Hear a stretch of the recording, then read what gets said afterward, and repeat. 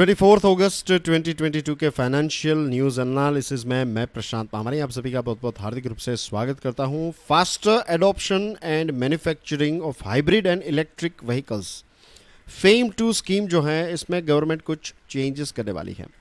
Fame two scheme 10,000 crore रुपए की scheme है और इसका मेन लक्ष्य जो है वो ये है कि इलेक्ट्रिक व्हीकल जो हैं इसको लोग ज़्यादा ख़रीदें। इसको पुश करने की बात है कि कंज्यूमर्स जो हैं वो एडॉप्शन करें इलेक्ट्रॉनिक व्हीकल्स का। तो इसके लिए सरकार जो है वो सब्सिडी प्रोवाइड करती है ऑन इलेक्ट्रिक व्हीकल्स। अब इसमें बदलाव ये है कि एक डिजिटल मैकेनिज्म के माध्यम से ये कैलकुलेट किया जाएगा कि डोमेस्टिक वैल्यू एडिशन जो है वो कितना हो रहा है।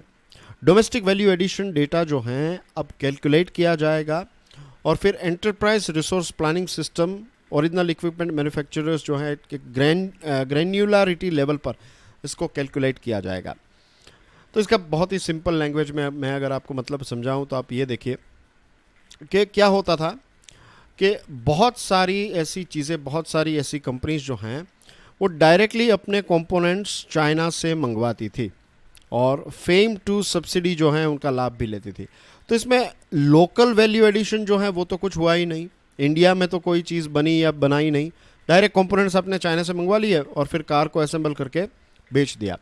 तो अब सरकार जो है वो ऐसा नहीं करना चाहती है। अब सरकार जो है डिजिटली इसका वैल्यूएशन करेगी और वैल्यू एडिशन के आधार पर आपको जो सब्सिडी जो कंपनी है, जो मैन्युफैक्चर कर रही है कंपनी, तो उनको उतना सपोर्ट जो है वो मिलेगा। तो this is a new change and this is a good change, क्योंकि इससे होगा ये कि हमारी जो सरकार भी कहती है ना वोकल फॉर लोकल,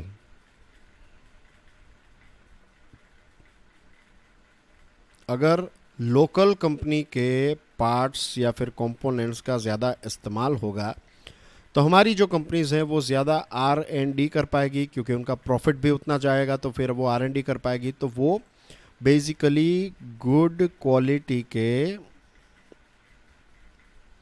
या फिर आप कह सकते हैं कॉम्पिटिटिव क्वालिटी के प्रोडक्ट्स जो हैं वो डिज़ाइन कर पाएगी और बेच पाएगी। और सिर्फ हमारे देश की कंपनीज़ के लिए नहीं, दुनिया की दूसरी ईवीज़ के लिए भी हमारी कंपनीज जो हैं वो प्रोडक्ट्स बना पाएगी। तो this is a very good thing कि सरकार जो है वो फेम टू में कुछ ऐसे बदलाव कर रही है कि जो वैल्यू एडिशन है तो उसको नापा जाएगा और उस हिसाब से फंड जो है वो प्रोवाइड किया जाएगा।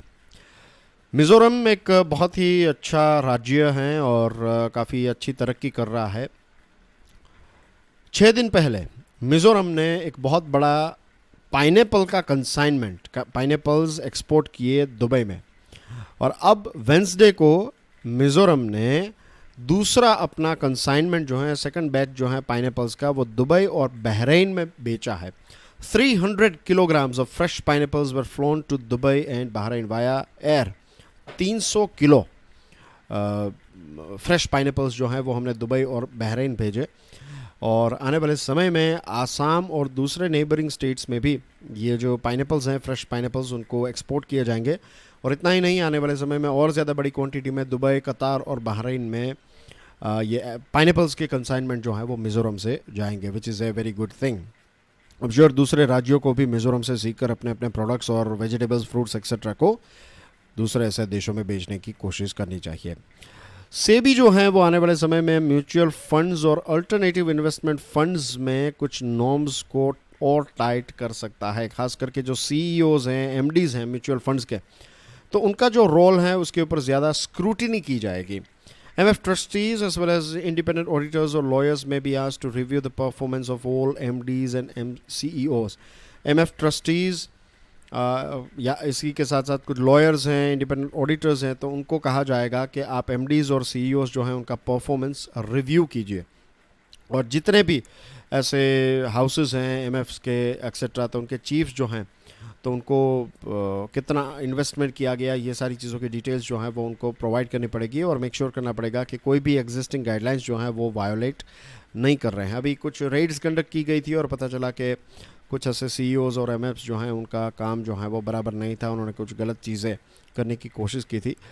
और रेगुलेटर यानी कि सेबी जो हैं ये डायरेक्ट एक्शन ले सकती है सीईओज़ पर अगर कोई गलत चीज़ करते हुए वो मिल रहे हैं तो। For example front running, interest scheme transfer, investment in eighty bonds etcetera, ये सारी चीज़ों के साथ जुड़े हुए कुछ केसेस जो हैं वो सामने आए हैं। और यहाँ पर जो टॉप ब्रास हैं, टॉप सीईओज़ और एमडीज़ हैं, तो उनका जो परफॉर्मेंस है, उनकी जो एक्शंस हैं वो उतनी पर्याप्त नहीं थी।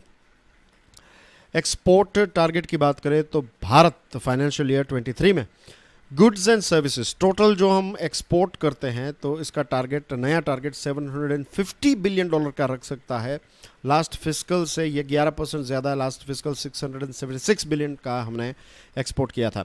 कुछ चैलेंजेस हैं, फॉर एग्जांपल यूएसए और ईयू जैसी मार्केट में रिसेशन का खतरा है और ये हमारे लिए बहुत बड़ी मार्केट है, तो अगर यहाँ पर रिसेशन है तो यहाँ पर स्पेंडिंग कम होगी तो फिर हमारा एक्सपोर्ट जो है वो इम्पैक्ट हो सकता है। कुछ ऑफिशियल्स का कहना यह है कि गुड्स का इंपोर्ट जो है वो उतना अच्छा ना हो, लेकिन सर्विस का एक्सपोर्ट जो है, गुड्स का एक्सपोर्ट इतना अच्छा ना हो लेकिन सर्विसेज का एक्सपोर्ट जो है वो इतना तगड़ा ताज़ा ज़्यादा होगा कि गुड्स का एक्सपोर्ट थोड़ा कम हो गया तो सर्विस जो है वो उसको कवर कर लेगी।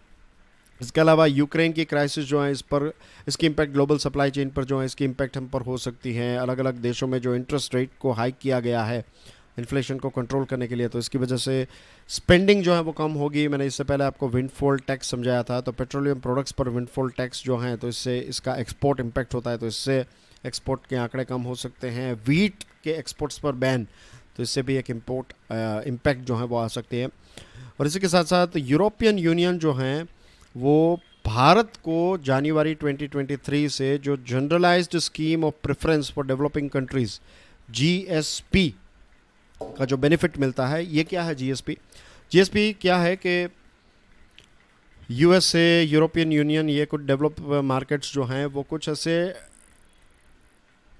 डेवलपिंग देश जो हैं दोस्तों, तो डेवलपिंग देशों को कुछ बेनिफिट देती है। बेनिफिट इन द सेंस कि उनके एक्सपोर्ट्स पर ड्यूटीज़ नहीं लगाती हैं, ताकि डेवलपिंग देश और अंडर डेवलप्ड देश जो हैं वो भी अपने प्रोडक्ट्स को डेवलप मार्केट में बेच सकें। तो ये जो एक बेनिफिट हमें मिलता था, तो ये बेनिफिट जनवरी 2023 से कम हो जाएगा। तो ये 8 बिलियन का हमारे ऊपर, मीन्स 8 बिलियन का एक्सपोर्ट हम कम कर पाएंगे, इतना हमें घाटा हो सकता है because of rolling back of this GSP by EU. तो इसकी इम्पैक्ट भी हमें टोटल एक्सपोर्ट्स पर देखने को मिलेगी। And that's everything in today's discussion dear friends. Video पसंद आया हो तो share it with other students. Don't forget to like the video. I'll see you soon with some more interesting videos. Till then, God bless you all. Jai Hind.